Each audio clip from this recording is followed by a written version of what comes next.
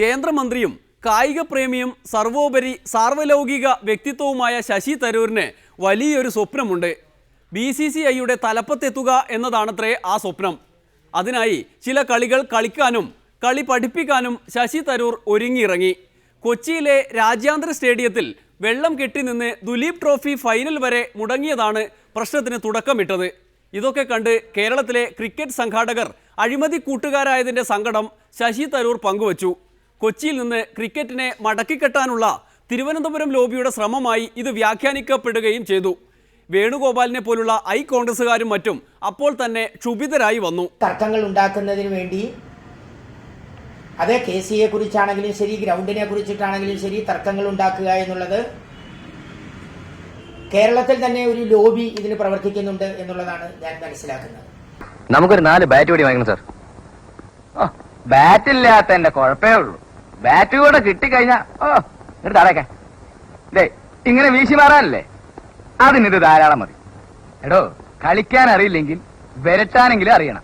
ശശി തരൂര് കേന്ദ്രത്തിൽ ഒരു മന്ത്രിയായിരിക്കുമ്പോൾ ഇത്തരമൊരു ആക്ഷേപം ഉണ്ടെങ്കിൽ അദ്ദേഹം ചെയ്യേണ്ടത് ഇത് ഏതെങ്കിലും ഒരു പരസ്യ പ്രസ്താവന കൊടുക്കുന്നതിനേക്കാൾ ഉപരിയായിട്ട് അദ്ദേഹത്തിന് ഈ സംശയമുണ്ടെങ്കിൽ അദ്ദേഹം അത് കംപ്ലൈന്റ് ചെയ്ത് അദ്ദേഹത്തിന് ഇന്ത്യ ഗവൺമെന്റുമായിട്ട് നേരിട്ട് ബന്ധമുള്ള ഒരു ക്യാബിനറ്റ് മിനിസ്റ്ററാണ് അദ്ദേഹത്തിന് ആക്ഷേപങ്ങളെ കുറിച്ച് അന്വേഷിക്കുന്നതിന് നേരിട്ടുള്ള വഴികളുണ്ട്. ഇതിങ്ങനെ പൊക്കി പിടിച്ച് 4 വശത്തേക്കൊക്കെ നോക്കി നിലന്തല്ലി മാതിരി ഇങ്ങനെ ഇടിച്ച് ദൂരേക്ക് നോക്കി കൈവീശി കാണിച്ച് അതിന്റെ ഒരു ലൈനതാ. തർക്കങ്ങൾ ഉണ്ടാക്കി വരാൻ പോകുന്ന കളികൾക്ക് മങ്ങലേൽപ്പിക്കുകയും കളികളുടെ സാധ്യതകൾ ഇല്ലാതാക്കുകയും ചെയ്യുന്നതിന് വേണ്ടിയിട്ടുള്ള ശ്രമമായിട്ടാണ് എടുക്കുന്നത്. സ്പോർട്സുമായി ബന്ധപ്പെട്ടത് മാത്രമല്ല, കൊച്ചിയുടെ ഡെവലപ്മെന്റുമായി ബന്ധപ്പെട്ട എന്തു പ്രശ്നം വന്നാലും അതിനെതിരായിട്ട് തിരുവനന്തപുരം കേന്ദ്രമാക്കി ഒരു ലോബി പ്രവർത്തിക്കുന്നു എന്നുള്ളതാണ് കഴിഞ്ഞ കുറെ കാലമായി നമുക്ക് കാണുവാൻ സാധിക്കുന്ന ഒരു പ്രത്യേകത. അതിന് നിനക്ക് അറിയോ? ട്രാൻസ്പോർട്ട് ബസ്സിലിട്ട് അറിയാനല്ലോ നിനക്കറിയൂ. അതിങ്ങനെ അറിയാ? അതിങ്ങനെ ഈ കയ്യിലേക്ക് ഇട്ട് ഇങ്ങനെ അമ്മാനൊക്കെ ഒന്ന് കളിച്ച് നന്നായിട്ട് തുപ്പ് തുപ്പി ഫാനിന്റെ മുൻവശത്തും അതുപോലെ തന്നെ പുറകുവശത്തും കിട്ടും എന്നിട്ട് ഒരച്ച് വൃത്തികേടാക്കി അറപ്പ് തോന്നണം അവിടെ നിൽക്കുന്നവന്. അപ്പൊ അവൻ മാറിക്കൊള്ളു. നാഷണൽ സ്പോർട്സ് വരുന്നു എന്ന് പറഞ്ഞപ്പോൾ അത് രാഷ്ട്രീയ വ്യത്യാസം ഇല്ലാതെ അത് തിരുവനന്തപുരത്ത് കൂടുതൽ സാമ്പത്തിക സൗകര്യം ഡംപ് ചെയ്യുന്നതിന് വേണ്ടിയിട്ട് നടത്തിയ ശ്രമങ്ങൾ കൊച്ചിയെ പോലെയുള്ള ഒരു പ്രധാനപ്പെട്ട കേന്ദ്രത്തെ ഐസൊലേറ്റ് ചെയ്തുകൊണ്ടിട്ട് കോടിക്കണക്കിന് രൂപ തിരുവനന്തപുരത്ത് കൊണ്ടുപോയി ഇൻവെസ്റ്റ് ചെയ്ത സംഭവം നമ്മൾ നേരിട്ട് കണ്ടതാണ്. TV ഒന്നും കാണാറില്ലേ? ഞാൻ കാണിച്ചു തരാം. ഒന്ന് മാറി ലിസൺ ടു മീ. അതെ, ഇങ്ങനെ 8 കോടി രൂപ ക്രിക്കറ്റ് കൗൺസിൽ മുക്കി എന്നാണ് ശശി തരൂർ പറഞ്ഞത്. KCA president TC മാത്യുവും വാളെടുത്തു. ശശി തരൂരിന് അതിമോഹമാണത്രേ. അഴിമതി കഥകൾ പറഞ്ഞ് കേരളത്തിലോട്ട് ചവിട്ടേണ്ടെന്ന മുന്നറിയിപ്പും നൽകി. ദൈവത്തിന് പോലും അങ്ങനെയുള്ള കാര്യങ്ങൾ ഇതിനെ മഴയെ നിയന്ത്രിക്കുന്ന കാര്യത്തിൽ ചെയ്യാൻ കഴിയില്ല. അതുകൊണ്ട് KCA സംബന്ധിച്ചിടത്തോളം അവർ ചെയ്യേണ്ട കാര്യങ്ങൾ മുഴുവൻ ചെയ്തിട്ടുണ്ട്. ഇവിടെ 21-ാം തീയതി ഏകദിന മത്സരം വരികയാണ്. ഈ മത്സരത്തിന് ഒക്കെ ഈ മത്സരം നടത്തിയതിനൊക്കെ എന്തോ വിരോധമുള്ള ആളുകളാണ് ഇത്തരത്തിൽ പ്രതികരിക്കുന്നതെന്നാണ്. അത് ഞാനൊരു അസൂയപ്പെടണം. PT ഉഷ ഓടി, അവർക്ക് കിട്ടി സ്വർണം. നമ്പ്യാർ ഓടിച്ചു, അങ്ങോട്ടും കിട്ടി സ്വർണം. നീയൊക്കെ നേരെ പോയി ഓടിയിരുന്നെങ്കിൽ എനിക്ക് കിട്ടിയാലേ സ്വർണം. അസൂയാണ് പോലും തെണ്ടി. ആർക്കായാലുണ്ടാവും അസൂയ. ഞാൻ അങ്ങനെ പറയുന്നില്ല. ഈ കാര്യം അദ്ദേഹം മനസ്സിലാക്കാതാണ് ഇത് സംബന്ധിച്ച് ചെയ്തിട്ടുള്ളത്. കേരളത്തിലെ കൊച്ചിയിലെ ഒരു സ്റ്റേഡിയം എന്ന് പറയുന്ന ഞങ്ങളുടെ KCAയുടെ എക്കാലത്തെയും സ്വപ്നം. അതും അതിന് തടസ്സം നിന്നിട്ടുള്ള ആളുകൾ ആരാണ്? നിനക്ക് എവിടെ നിന്ന് കിട്ടി? കേരള സാറ് ഇന്ത്യ വാങ്ങിച്ചെടുത്തുന്നത് തന്നെ. അത് നിനക്ക് ഓടാൻ അറിയോ? നിന്റെ ഐറ്റം മറ്റതല്ലേ? ഇത് ഡ്രെയിനേജിന്റെ കാര്യമല്ലേ പറയുന്നത്. ലൈറ്റ് ഇവിടെ ഇന്ത്യയിൽ ഏറ്റവും കൂടുതൽ നല്ല ലൈറ്റ് സിസ്റ്റം ചെയ്തിട്ടുണ്ട്. അതിന് പണം മുടക്കിയിട്ടുണ്ട്. ഇതെല്ലാം കൂടെ ചേർത്തുള്ള പണമാണ്. അതുകൊണ്ട് ഡ്രെയിനേജിന് 8 കോടി മുടക്കി എന്നുള്ള പ്രസ്താവന വളരെ തെറ്റാണ്. അതിനെ സംബന്ധിച്ച് ജനറേറ്റർ ഇവിടെ പുതിയ ജനറേറ്റർ 4 ഞങ്ങൾ സ്ഥാപിച്ചിട്ടുണ്ട്. ഞാനൊരു ശിശുവാണല്ലോ. തനിക്കാരാ കാരണം പേരിട്ടത്? തനി സ്വർണ്ണമാവാൻ പറ്റില്ലല്ലോ. എന്താ പറ്റാത്തത്? എടോ, കഴിഞ്ഞ ഏഷ്യാഡിൽ ചൈനയ്ക്ക് 60 സ്വർണം കിട്ടി. പിന്നെ ജപ്പാൻ, കൊറിയ, ഇന്ത്യ. ഇത്രയും പ്യൂർ ഗോൾഡ് എങ്ങനെ കൊണ്ടുപോകാൻ പറ്റും ഒരു രാജ്യത്ത് നിന്ന് മറ്റൊരു രാജ്യത്തേക്ക്?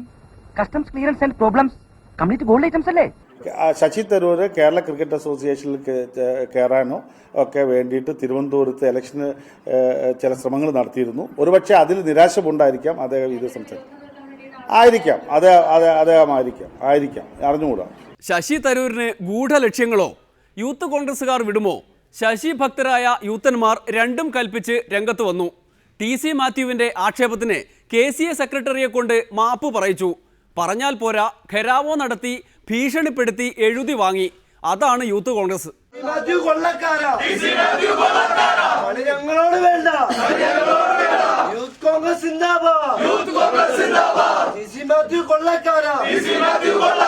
രാജിവെച്ചു പുറത്തു പോകൂ. യൂത്ത് കോൺഗ്രസ് പറയുന്നു, ഒറ്റക്കെട്ടായി പറയുന്നു, ഒരേ സ്വരത്തിൽ പറയുന്നു, കള്ള കൊള്ളക്കാരാ, TC മാത്യു കൊള്ളക്കാരാ, യൂത്ത് കോൺഗ്രസ് പറയുന്നു. പിന്നെ ഈ വിഷയവുമായി ബന്ധപ്പെട്ടുകൊണ്ട് ഉയർന്നു വന്നിരിക്കുന്ന അഴിമതി പോലെയുള്ള ബന്ധപ്പെട്ട ആരോപണങ്ങൾ, ഈ രണ്ട് വിഷയങ്ങൾ ഉന്നയിച്ചുകൊണ്ടാണ് ഞങ്ങൾ ഇന്നിവിടെ ഈ ഖരാവോ സമരം ഇവിടെ നടത്തിയത്. ഈ സമരം നടത്തുമ്പോൾ ഞങ്ങൾക്ക് ആദ്യം പറയുവാനുള്ളത്, നിങ്ങൾ കേന്ദ്രമന്ത്രി ശശി തരൂരിനെതിരെ നിങ്ങൾ നടത്തിയ ആ ഒരു പരസ്യമായ അദ്ദേഹത്തെ ബുദ്ധിമുട്ടുണ്ടാക്കിയ പ്രസ്താവന, അതിൽ നിങ്ങൾ ഒരു കക്ഷിയാണ്. ഇവിടെ അപ്പോളജി നടത്തി മാപ്പ് പറയാനല്ല, വ്യക്തിപരമായി രാഷ്ട്രീയാനോ അല്ല. പക്ഷെ നിങ്ങൾ ഈ സ്ഥാനത്തിരുന്നു കൊണ്ട് ശശി തരൂരിനെതിരെ നടത്തിയ ഈ പ്രസ്താവന, അദ്ദേഹത്തിനുണ്ടായ മാനസിക ബുദ്ധിമുട്ടുകളും കാര്യങ്ങളും, അതിന് നിങ്ങൾ വ്യക്തിപരമായ രീതിയിൽ ഖേദം പ്രകടിപ്പിക്കുന്നു. KCയുടെ ഭാഗത്ത് നിന്ന് ഖേദം പ്രകടിപ്പിക്കുന്നു.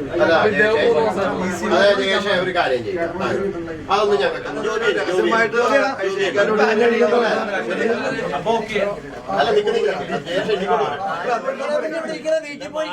പറയാന്ന് പറഞ്ഞല്ലോ നിങ്ങൾ.